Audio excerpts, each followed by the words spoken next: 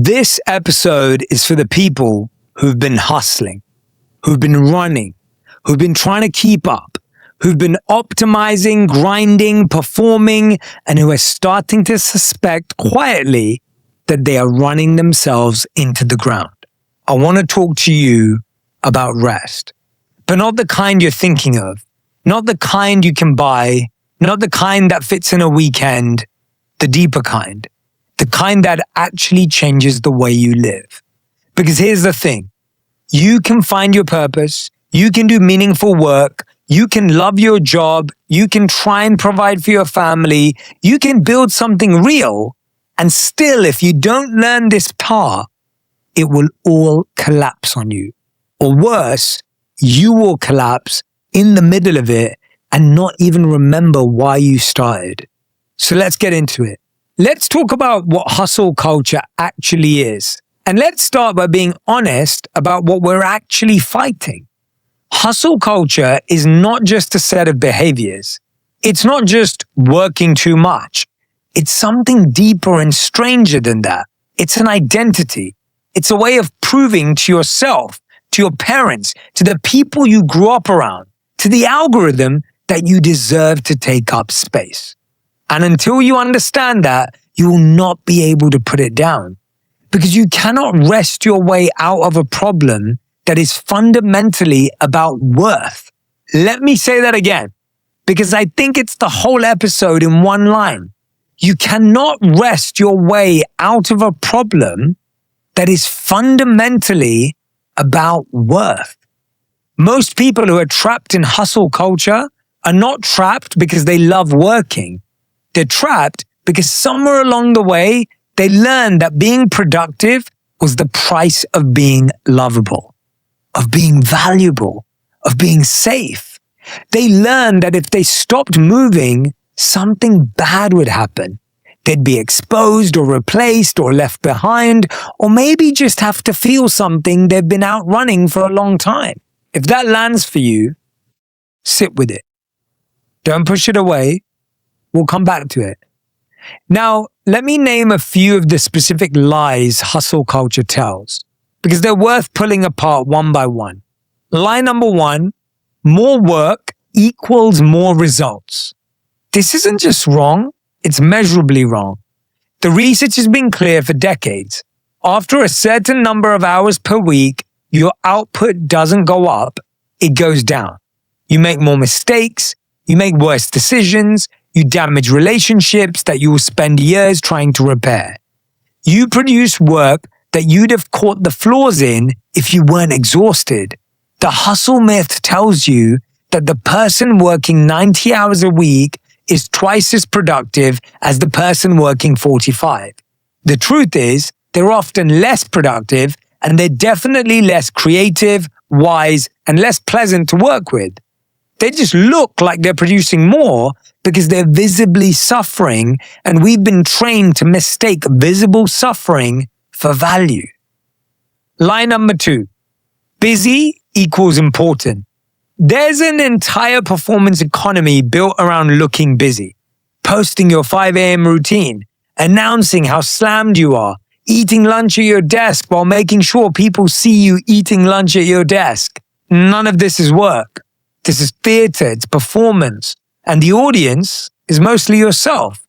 A lot of busyness is just anxiety wearing a productivity coat. It's the avoidance of stillness dressed up as ambition. Real important work is often done quietly by people who have time to think. Lie number three, rest is a reward you earn. This is the most insidious one. The idea that rest is something you get after you've been productive enough. How many times have you said, once I do this, I deserve rest. Once I do this, then I'll allow myself to take a break. Rest isn't a reward. Rest is a requirement. You don't reward your phone for being used all day by plugging it in. You plug it in because if you don't, it dies. That's not a reward. That's how the thing works. You are a biological organism. You require sleep, food, movement, connection, and stillness. These are not luxuries. These are not earned. They're the baseline conditions under which you function as a human being. Treating them as optional is not toughness. It's a slow form of self-harm dressed up as discipline. Lie number 4, if you're not getting ahead, you're falling behind. This is the lie that keeps people running long after they've forgotten where they were going. It assumes life is a race. It assumes there is a finish line. It assumes that people around you are the competition and that standing still equals losing. None of that is true. Life is not a race. There's no finish line. There's only the moment you're in. And the people you think you're racing against are mostly running on the same treadmill you are, wondering when they'll get to stop. You are not falling behind. You're exactly where you are. And the most radical thing you can do in a culture that keeps trying to convince you otherwise is to stop running. Look around and notice that the ground was always solid. Okay, so if hustle culture is built on lies, what's the truth? What does real rest look like? Most people, when they think of rest, think of one of two things. They think of a vacation, a week off somewhere, the big reset. Or they think of collapse. Watch a show, couch, scroll, order food, just shut down for a few hours. I have done both. And both of those have their place. But neither of them is real rest. The vacation is recovery from depletion. The collapse is anesthesia. Real rest is something else entirely. It's something you build into the structure of your life so that you don't keep oscillating between exhaustion and shutdown. Let me give you a more useful frame. Rest isn't a single thing. There are at least 7 different kinds of rest you actually need, and most people are only doing 1 or 2 of them, and wondering why they still feel tired all the time. Physical rest is sleep, but it's also stillness. Lying down without your phone, letting your body actually be a body, not a device you're operating. Mental rest is the absence of input. No podcast, no book, no conversation, just letting your mind run idle. If you can't remember the last time you sat in silence for 10 minutes without reaching for your phone, you have not had mental rest in a long time. Emotional rest is the freedom to not perform. The space where you don't have to be cheerful or composed or strong or interesting, where you can be whatever you actually are. Most adults haven't had this in years. They're always managing how they appear, even with their closest people. Sensory rest is darkness, quiet, the absence of screens and notifications. Your nervous system was not designed to process this much stimulation. It's running on overdrive, whether you notice or not.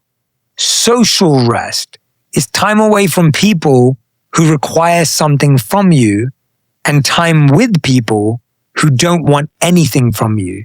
There's a difference between a draining social interaction and a refueling one. You probably know which is which. The question is whether you've structured your life around that knowledge. Creative rest is letting yourself be the audience instead of the performer. Walking through a beautiful place, looking at something made by someone with care, letting your soul be fed instead of harvested. Spiritual rest is the sense that you belong to something larger than your own striving.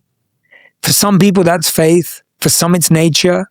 For some, it's service. For some, it's love. Whatever it is, it's the antidote to the loneliness of feeling like everything depends on you. Look at that list. Be honest. Which of those have you been getting? Which have you been pretending you don't need? Most burnout is not from working too hard. It's from being deficient in 3 or 4 of those 7 for years. Now, here's the second important distinction. Rest is not the same as consumption. This is a thing that almost no one says out loud, but it has to be said. Scrolling is not rest. Watching 3 episodes of anything apart from this podcast is not rest. Drinking is not rest. Eating until you can't feel anything is not rest. These things are what we do when we're depleted, but they don't refill us. They just numb us long enough to face the next day, and they leave us feeling worse. Real rest is often subtraction, not addition. It is less, not more. Less input, less stimulation, less performance, less doing. And here's why most people avoid it. In the silence, when there's nothing distracting you, the things you've been running from start to surface. The grief, the dissatisfaction, the questions you don't want to answer about your life. That's not a reason to avoid rest. That's a reason to rest more. Because those things are still there whether you face them or not. And the cost of not facing them is paying for it in your body, in your relationships, in your slowly disappearing sense of self. The body knows you can lie to yourself for years about being fine. Your nervous system is keeping a more accurate record, and eventually it will hand you the bill. So if rest is so important, and most people when pressed would agree that it is, why don't we do it? Why is it so hard to actually stop? Let me name the real obstacles, because if we don't name them, we'll just feel guilty for not resting and add that to the pile. Obstacle number 1, your identity is built on producing. If you've spent 20 years being the one who gets things done, you don't know who you are when you're not doing them. Resting doesn't just feel uncomfortable, it feels like a small death. It feels like you're disappearing. Because for as long as you can remember, your value has been measured in output. And without output, what are you? This is the deep work. Realizing that you're a human being with worth that exists prior to anything you produce. That you would still matter if you got nothing done today. That the people who actually love you do not love you because of your resume. Most people will not do this work. They will just keep producing until something forces them to stop, usually their body, sometimes their family, sometimes a crisis they didn't see coming. Don't wait for the forcing.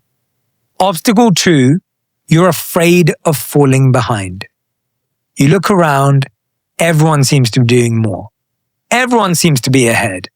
The algorithm keeps showing you people who woke up earlier, wrote a book better, ran a marathon faster, and built a company that sold for more before lunch.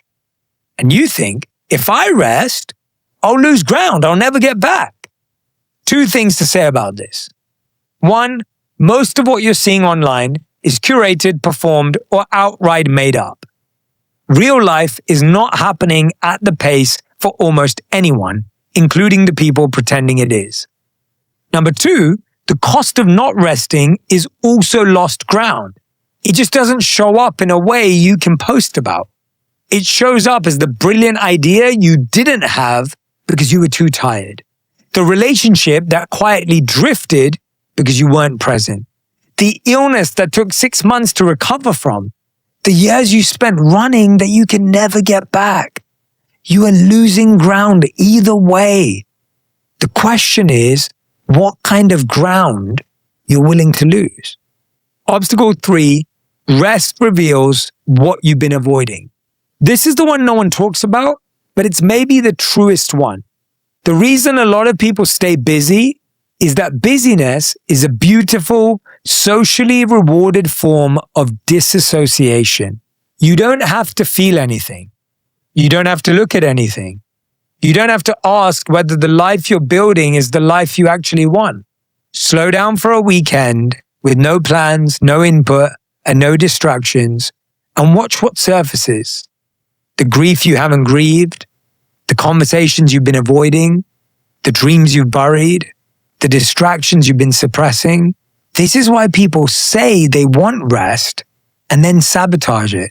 They book the massage and then cancel it. They take the vacation and check email twice a day. They sit down to meditate and immediately remember an urgent thing they have to do. The avoidance is not random. The avoidance is the point. If this is you, and it has been me, please hear this. The things you're avoiding are still there. They're operating in the background of every day of your life. The only difference is whether you face them or whether they keep stealing your peace from underneath the floorboards. Obstacle 4, guilt. You know who taught you to feel guilty about resting? Probably someone who is themselves trapped in hustle culture, who taught you because they didn't know any other way. Maybe a parent who never stopped working. Maybe a culture that praised exhaustion. Maybe a voice in your own head that you've never questioned. Guilt about rest is a learned response. It is not a moral truth. You can unlearn it, but you have to be willing to feel it without obeying it. To rest while feeling guilty. To not let the guilt be the deciding vote. The first few times you do this, it will feel terrible. By the 10th time, less so. By the 100th, it becomes possible to rest without the inner voice screaming at you. That's not laziness. That's freedom. Obstacle 5, you haven't been given permission. A lot of people are quietly waiting for someone to come along and say, it's okay. You can stop. You've done enough. A boss, a parent, a partner, a culture. Nobody is coming. No one is coming to give you permission to rest. No one is coming to praise you to take a break. The permission has to come from you, and it has to come from inside, and it has to come now. Not when the project is done, not when the kids are older, not when you can afford it. Now. The version of you that thinks you can earn your way to permission has been waiting for 15 years and is going to keep waiting forever. Just give it to yourself, out loud if you have to. Today, I'm allowed to rest. Today, I'm allowed to rest. Say it until you start to believe it. Big news, Junie just launched at Kroger and we're celebrating with a free can for you.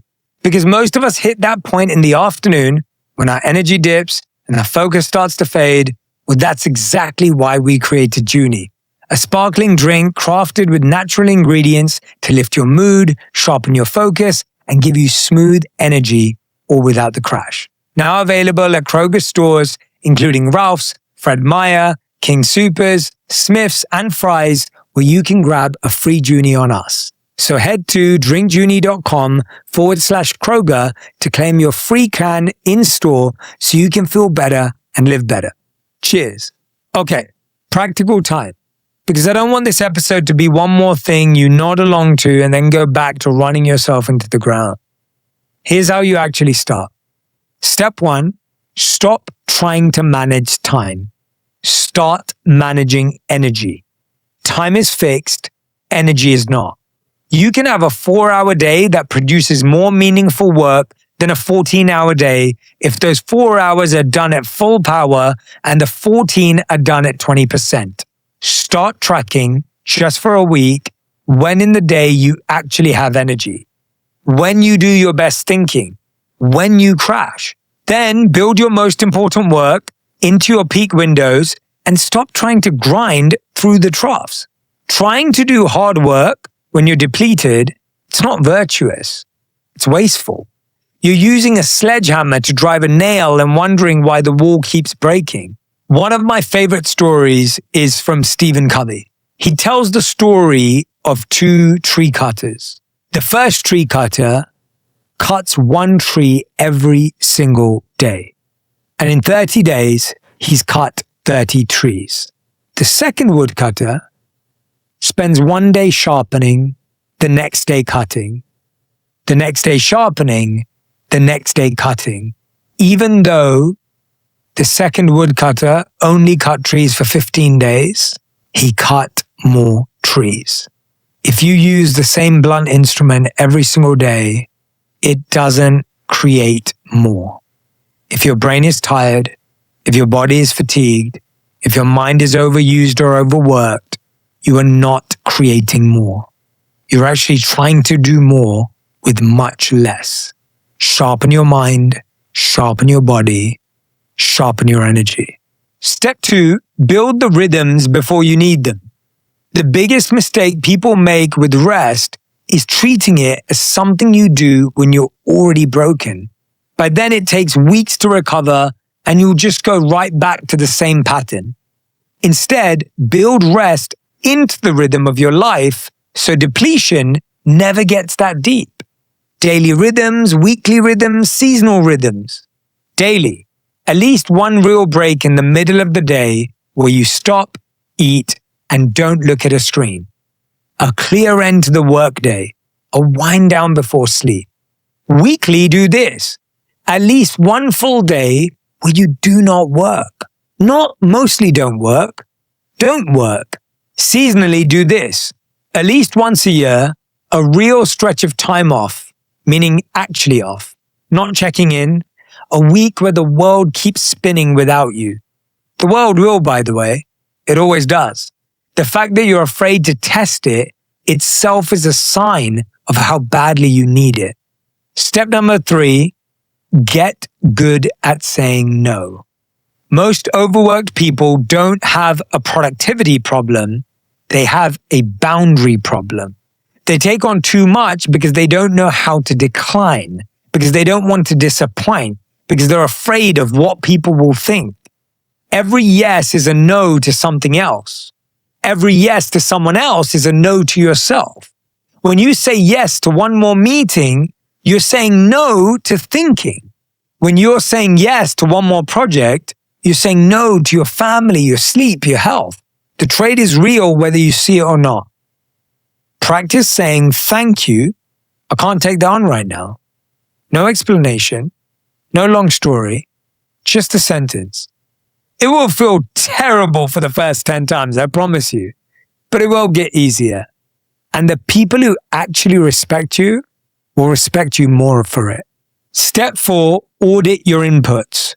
Rest is not just what you stop doing, it's also what you stop letting in. How much news do you actually need to see? How many notifications do you actually need to receive? How many people in your feed are leaving you feeling worse, smaller, or more anxious?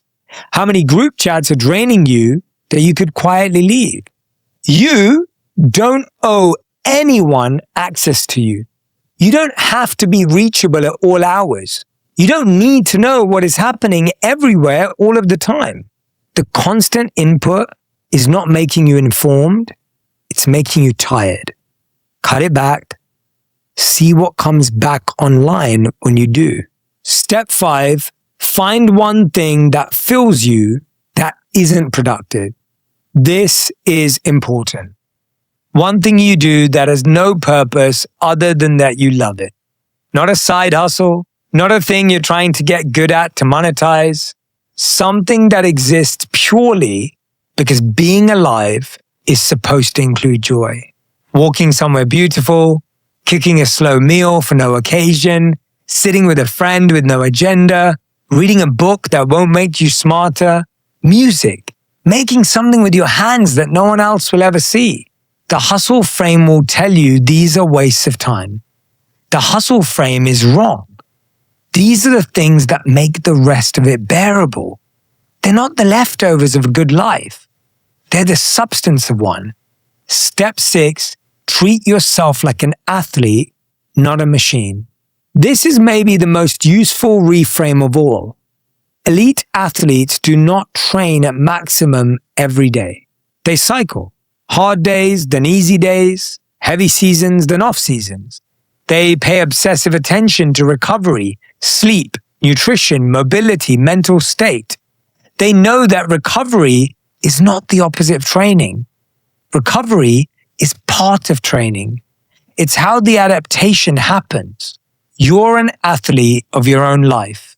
Build your weeks the way an athlete builds theirs. Push hard, then recover hard. The machine model uniform output, no variation, run until broken is not how human bodies or minds work. It's how you destroy them. I want to leave you with this. Imagine you're 80 years old. You're sitting somewhere quiet. You're looking back at this stretch of your life, the one you're in right now. And the question you're asking yourself is not, did I get enough done? The question is, was I there for it? Was I awake to the years, or did I sleep through them while telling myself I was being productive? Did I see my kids grow up, or was I behind a screen? Did I notice the seasons? Did I feel my own aliveness? Did I rest enough to actually be present for the life I was working so hard to build? Most people at the end do not regret the work they didn't do. They regret the life they didn't live. They regret the moments they were too tired to be in. They regret the relationships they let thin because they were too busy. They regret not stopping sooner. You don't have to wait until the end to know this. You can know it now. You can act on it now. You can put the phone down today. Take a real walk today. Sleep 8 hours tonight. Say no to the next thing that doesn't matter. Give yourself permission that no one else is going to give you. You are not a machine. You were never supposed to work like one. The hustle will keep telling you otherwise in 100 clever voices every single day. Your job is to learn to recognize that voice and gently, firmly refuse to obey it. Rest is not the enemy of work. Rest is what makes the work possible. For years, for decades, for the long arc of an actual life. The people who do their best work over the longest period are not the people who burn the hottest. They're the people who learned how to keep the fire going without burning the house down. You can be one of those people. You can build a life that doesn't require you to break to sustain it. You can do the work you love and still be there for the people you love and still get to be a person while you're doing it. But it starts today. Not when the seasons slow down, not when the project ends, not when you've earned it. Today.